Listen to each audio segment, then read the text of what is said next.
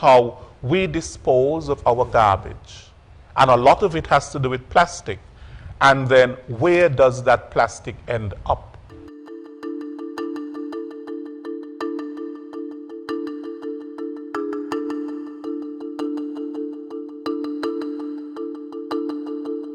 Ultimately, the goal is to minimize plastic use altogether, especially single-use plastics.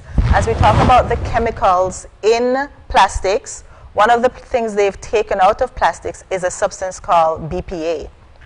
Bisphenol A has been linked to brain development issues in younger children. So if you're buying a plastic bottle now in the stores, you will see that it says BPA free. Okay, because that chemical was affecting, has been linked to brain development issues.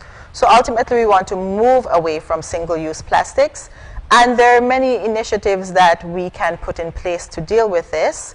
One of the things on my desk, I have my reusable water bottle, and so we can start to look at reusable containers, okay? One of the things we also do with our school is we recycle our plastic bottles. And when we say plastic bottles, that can be the water bottles, that are detergent bottles, and all other recyclable plastics. We collect them currently at the school, and then they're sent over here to Admiral's Recycling in St. Kitts. It's a way then of increasing landfill capacity, reducing the amount of landfill waste in our societies. Our landfills fill up quickly, and with more and more things being imported into the country, we need a waste management strategy that deals with that. Ideally, we want to move away from that problem. So when we talk about landfill space, we are increasing what we call land take.